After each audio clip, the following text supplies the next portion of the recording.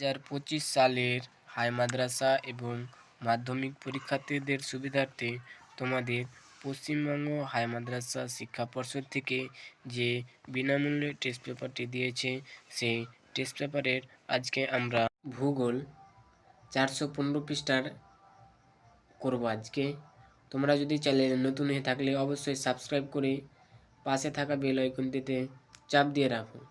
প্রশ্নপত্রটি সমাধান করেছে মানিকচক কেন্দ্রী হাই মাদ্রাসার সম্মানীয় শিক্ষক সঞ্জিত সেনা। তো চলো, পাবদারা হিফজুল উলম SH হাই মাদ্রাসার সাবজেক্ট জিওগ্রাফি। একের সঠিক উত্তরটি নির্বাচন করো। একের আয়তনের বিচারে ভারতের ক্ষুদ্রতম রাজ্যটি হলো গোয়া। আবার 2, ভারতের সর্বোচ্চ মালভূমি হলো লাদাখ। 3, ভারতের সাতপুরা এক ধরনের স্তূপ পর্বত। 4, ভারতের সবচেয়ে বেশি জল সেচ করা হয় কূপ ও নলকূপ দ্বারা। আবার 5, দক্ষিণ ভারতের দীর্ঘতম নদী হলো গোদাবরী। 6, ভারতের দীর্ঘতম জাতীয় সড়ক পথ হলো 7 নম্বর জাতীয় সড়ক। আবার 7, হিরকুদ বাঁধ হয় মহানদীতে। 7, সর্বাধিক সাক্ষরতাপূর্ণ রাজ্য হলো কেরালা। 9, হিড়িক চতুর্থভুজ পরিকল্পনাটি যে পরিবহন ব্যবস্থার সঙ্গে যুক্ত সেটি হলো রেলপথ। 10, ভারতের পাকিস্তানের সীমারেখার নাম হলো রেড ক্লিফ লাইন। 11, ভারতের খনিজ ভাণ্ডার বলা হয় ছোট নাগপুর মালভূমিকে। 12, ভারতের সিলিকন ভ্যালি বলা হয় বেঙ্গালুরুকে।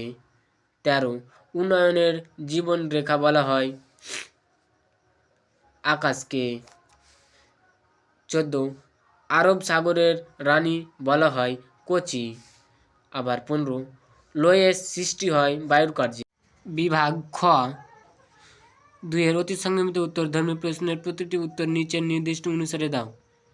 1 ল্যাটেরাইট মৃত্তিকার জল ধারণ ক্ষমতা কম, সত্য। 2, এল নিনো ভারতের মৌসুমী বায়ুকে প্রভাবিত করে না, মিথ্যা। 3, ধান চাষ ব্যাপক কৃষি উদাহরণ, মিথ্যা। 4, আগ্রা শহরটি ঐতিহাসিক কারণে গড়ে উঠেছে, সত্য। 5, আমেদাবাদ শহরকে ভারতের ম্যানচেস্টার বলা হয়, সত্য। 6, অরণ্য গবেষণাগার দেহরাদূনে অবস্থিত, সত্য। আবার 3, উপযুক্ত শব্দ বসিয়ে শূন্য স্থান পূরণ করো। 1, থর মরুভূমির মেলাময় অংশের হামাদা বলে। আবার 2, ভারতের প্রধান জাহাজ নির্মাণ কারখানাটি বিশাখাপত্তনমে অবস্থিত। 3, নবসেরা বন্দরকে ভারতের হাইটেক বন্দর বলে। 4, পৃথিবীর ক্ষুদ্রতম হিমবাহটি হলো জেম হিমবাহ। 5, ভারতের উত্তরতম স্থানটির নাম হলো ইন্দিরাকল। 6, বৃক্ষ ছেদনের বিরুদ্ধে একটি প্রতিবাদী আন্দোলন হয় তোমাদের চিপকো আন্দোলনে। আবার 4, বাম স্তম্ভের সঙ্গে ডান স্তম্ভ মেলাও। 1, জলধারার মিলিত ক্ষয়, এটা তোমাদের সি মেডিপেন্ট। 2, মধ্য ভারতের জলবিভাজিত, এটা তোমাদের বৃদ্ধ সাতপুরা। আবার 3, হিমালয়ের কাজ, তোমাদের এটা রসেমতানা।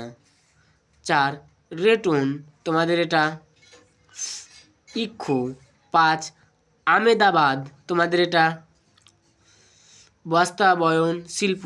6, ফরওয়ার্ড এর দেশে, তোমাদের এটা উত্তর নরওয়ে।